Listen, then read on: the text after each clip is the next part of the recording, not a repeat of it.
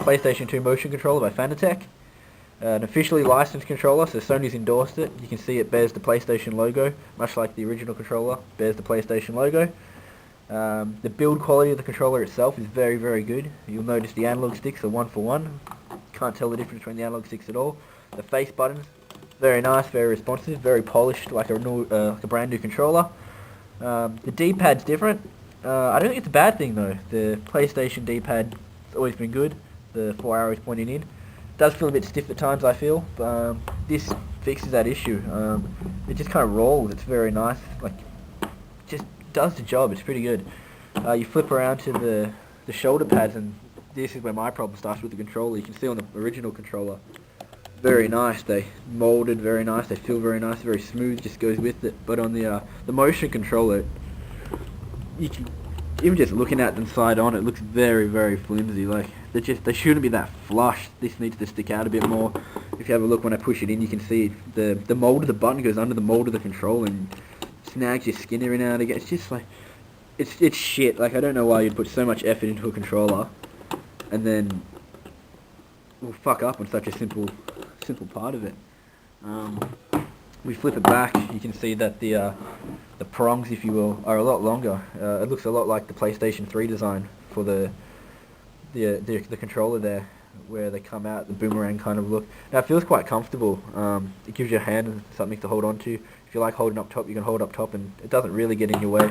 Whereas if you had big hands, the PlayStation 2 controller might just be a bit small for you. I've got small hands myself and found it perfect size. This isn't uncomfortable. If you've got big hands, I'm sure you like this one a bit more.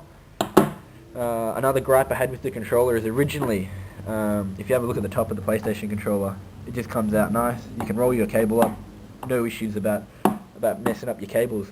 The original on this had something quite similar to this, and after I wound it around a few times, it bit the dust. It ate shit. So I ended up having to open the controller up and change that around. So now I can do it properly. But at the start, that gave me some problems. Might chuck it in the PlayStation 2. Have a look how the game's played with it. So we're just going to have a quick look at Tony Hawk's Skateboarding. The reason I've chosen this game is for two reasons. One, to point out that you can use this controller on your PlayStation 1. As long as the game has analog support, you're good to go.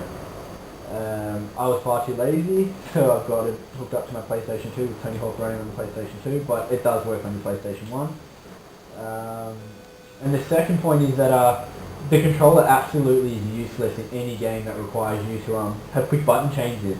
Going from left to right isn't as simple as going left to right. It's very much a hard left, hard right sort of situation. And I mean, Tony Hawk, the game just dies. Like, it feels better skating around. Like, it's a bit of fun. It feels kind of fluent. It feels like it doesn't feel like real skating. That's kind of bullshit. But it does. It adds something new to the game. However, when you try to do things like tricks, it really does fall apart. Because you're forced into going left when you want to just tap left sort of thing. It doesn't work well with many types of games. In my mind, the only game that would work well is a racing game, perhaps. Well, something like Super Monkey Ball would work pretty well.